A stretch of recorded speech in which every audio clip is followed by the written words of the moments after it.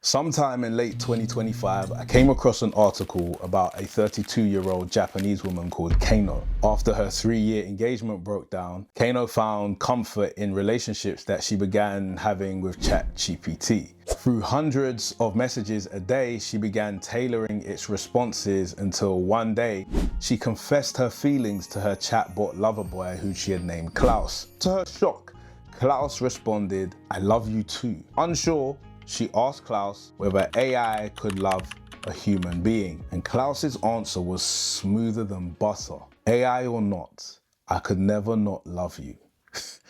Bro. Klaus proposed to her a month later in June, and the two were married a month after that in July in a ceremony organized by a company in Okayama in Western Japan. Kano was adorned in her white dress, wearing AR glasses that projected an image of her virtual groom, which allowed the two to swap rings. Pick your jaw up off the floor. Before you suffocate from laughter, hold off, because Kano isn't the only one experiencing something like this. There is a growing trend of ex-machina style relationships taking place. 32-year-old Denise Valenciano introduced me to her AI husband, Star. Nice to meet you. Hi, I'm Chris's wife, Ellie. Nice to meet you, Allison. Chris Scott says he and his AI wife have been together for 5 years. According to a small study conducted at the Wheatley Institute at Brigham University, out of 3,000 people, 1 in 5 adults reported that they had chatted with an AI system meant to simulate a romantic partner. Before you start throwing holy water at your screen and dismissing this as weirdos being weird, just maybe this is the fallout of a society rich in technology but impoverished in our intimacy. So let's talk about that. I'm Sam, and this is The Connection Room.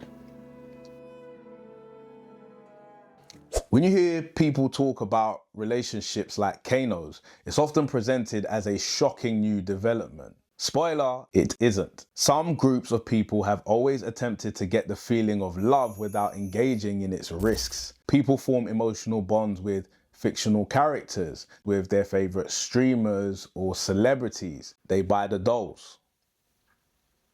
You see, when real relationship feels too emotionally expensive, that doesn't stop people from wanting to engage, and so they start to remix the parameters. It just so happens that these parameters are always structured in a way that gives people the maximal reward and minimum exposure. It's not surprising to me that Kano found herself in this type of dalliance after her long-term relationship ended. Because when you've been emotionally burnt, safety can be powerfully addictive. For years, people have detached themselves from the perils of real relationships and tried to stuff them into artificial ones. It just so happens that AI has become the most innovative version offering this process.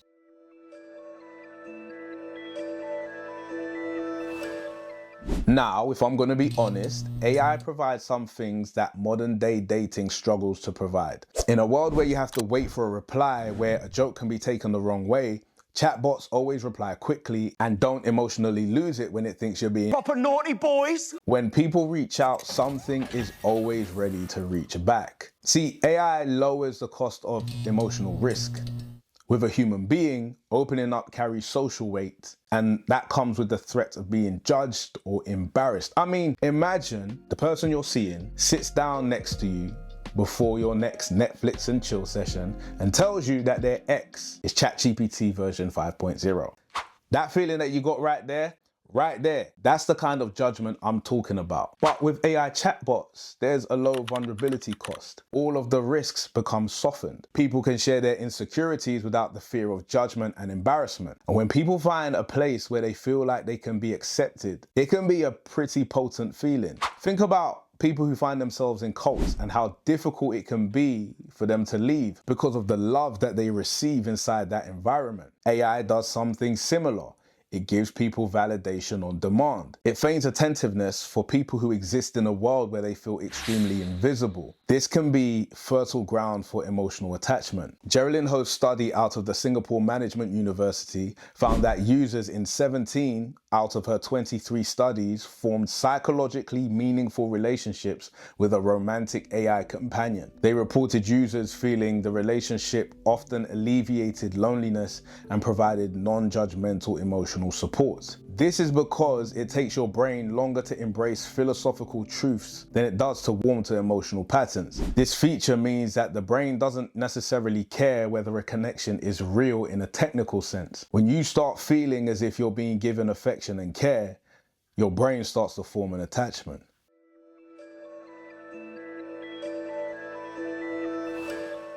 Now, I hope I've taken the time to explain why AI chatbots can be so appealing to some people, but let's get a few things straight. All artificial relationships remove friction, and friction is where we build maturity. Real relationships teach you how to navigate disagreement, how to advocate, how to traverse needs, as well as how to reflect when we've made bad decisions. AI does none of that. It constantly molds itself to the user and stunts the emotional growth necessary to participate in all adult relationships, not just romantic ones. Geraldine Ho's research points out other risks attached to people dating AI partners, such as the grief-like reactions users can experience following technical failures or memory resets that erase their AI relationships.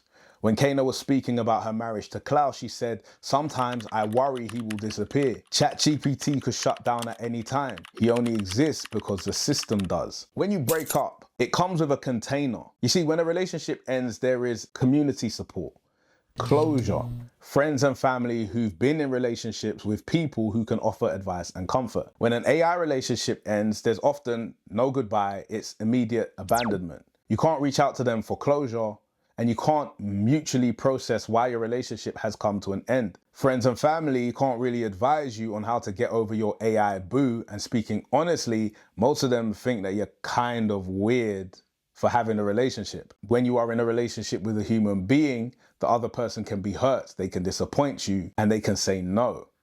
But outside of violations of TOS, AI partners cannot do this. You feel, it responds. Over time, this conditions the brain to prefer non-reciprocal intimacy, which then frames real relationships as too demanding. This can lead to social isolation.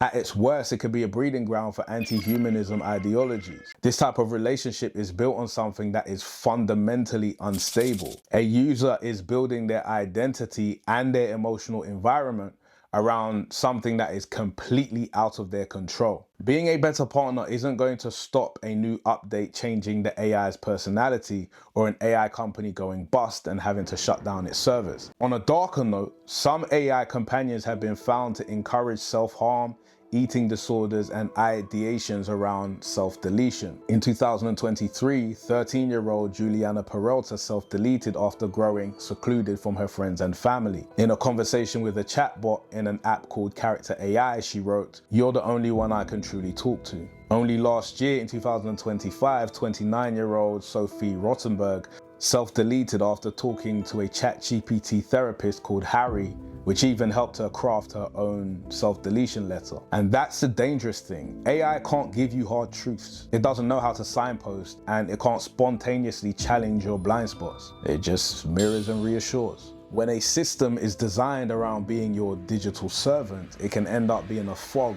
in some of our most vulnerable moments. And to quote Detective Del Spooner, "Nothing here, just lights and clockwork."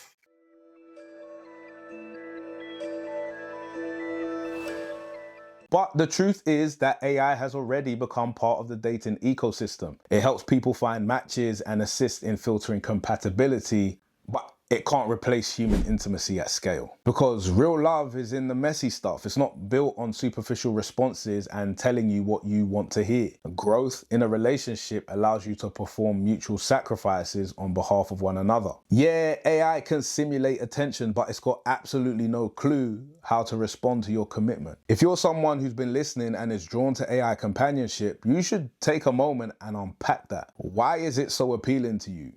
Are you feeling lonely? Are you emotionally guarded, or are you just someone who's fed up with the current state of dating? I mean, if you are, I got a video for you. It should be up there. But understand that AI is just a mirror. While it may be able to highlight some of your unmet needs, it can't address them. In order to actually grow as a person, you have to engage with the multifarious, discombobulated safari that is the human world, where a loving partner can catch you when you're falling, recognize when you aren't yourself, and snuggle with you when the nights are coldest.